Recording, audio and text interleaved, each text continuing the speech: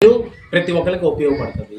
మేము టైం చూసుకున్నాం, పంట వేసిన టైం ఎప్పుడు ఏంటో అన్నీ చూసుకున్నాము.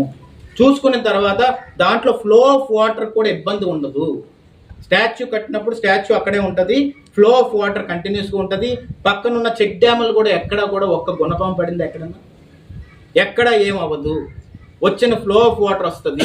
దాన్ని ఇంకా రెయిన్ హార్వెస్టింగ్ సిస్టంలో రెయిన్ వాటర్ స్టోరేజ్ని పెట్టి ఇంకా ప్యూర్ వాటర్ని తీసుకొచ్చి డ్రైనేజ్ సిస్టమ్ని ఆపి డ్రైనేజ్ సిస్టమ్కి వేరే కాలువ ఇచ్చి మళ్ళీ దాంట్లో మళ్ళీ పక్కనున్న పార్క్ని డెవలప్ చేసి ఇల్యూమినేట్ చేసి చుట్టూరు వాకింగ్ ట్రాక్లు చేసి ట్యాంక్ బండ్లా ఇల్యూమినేట్ చేద్దాం అనుకుంటే నీ కుట్టిళ్ళ బ్రెయిన్ ఏమైందంటే అక్కడ అది జరిగిపోతే ఇంకేమైనా ఉందా?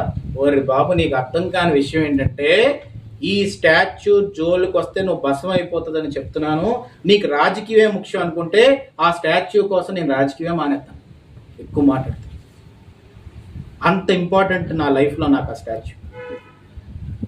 కానీ మా నాయకుడు కానీ మేము సెలెక్ట్ చేసి తన నాయకత్వం అన్న చెప్తే ఆ నాయకత్వం ఏమన్నా తప్పు చేసిందంటే ఆ తప్పు మేము కూడా చేసినట్టే అని చెప్పి అయ్యన్న పాత్ర గారు అందరి ముందు క్షమాపణ చెప్తారు. అంతేగాని నీలాగా ఇలా తప్పించుకోరు. ఇప్పుడు ఆ వీడియో చూడండి ఏమన్నారు.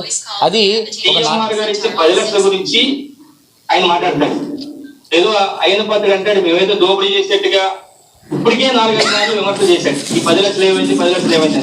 ఇప్పటికే ఆ 10 లక్షల గురించి గతంలోనే ఏదైతే ఆ గుడి చైర్మన్ మనం వేసామో మా ఆధ్వర్యంలో ధనిమిరెడ్డి నాగు ఆయన ఏం చేశాడంటే సీఎంఆర్ గారు సీఎంఆర్ గారిని ఇన్వైట్ చేసాం మేమే.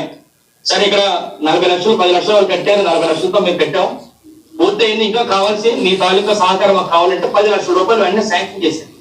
శాంక్షన్ చేసేసారంటే ఆయన దఫదఫాలుగా ఎవరైతే మేము చైర్మన్ ధనిమిరెడ్డి నాగు అన్నామో ఆయనకి దఫదఫాలుగా ఆ తాలూకా మేనేజర్ ఎవరైతే ఉన్నారో మురళీమోహన్ గారు 1,00,000 ఒకసారి 1,00,000 ఒకసారి అలాగా 9 లక్షలు 9 భాగాలుగా ఎవరైతే చైర్మన్ ధనిమిరెడ్డి నాగు మేము వేసామో ధనిమిరెడ్డి నాగు 9 లక్షల రూపాయలు ఇచ్చారు.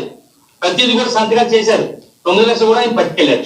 అయితే మేమనేది ఏంటంటే ఈ 9 లక్షల గురించి గతంలో 4-5 సార్లు ఆయన బాధ్యత చెప్పినప్పుడు మేము చైర్మన్ చెప్పాం.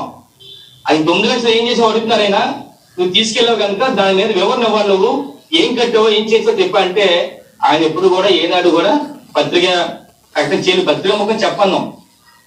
పార్వతీ పరమేశ్వరుల విగ్రహం మధ్యలో వస్తుంది, దానికి ఒక బ్రిడ్జ్ వస్తుంది.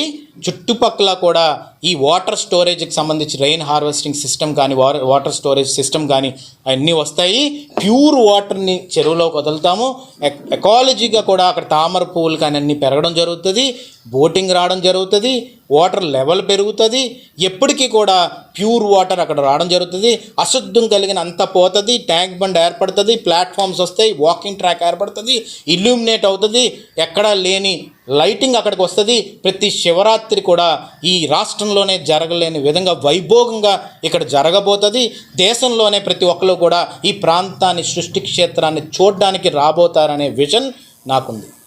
ఆ విజన్ను నువ్వు పాయిజన్ కక్కుదామని చెప్పి మీరు ఆలోచిస్తే మాత్రం నేను ఇంకా సహించే పరిస్థితిలో నేను కాదు, ఆ పరమశివులు కూడా ఉండరని చెప్పి సందర్భంగా మీ అందరికీ సవనీయంగా మనవి చేసుకుంటూ ఓం నమః శివాయ.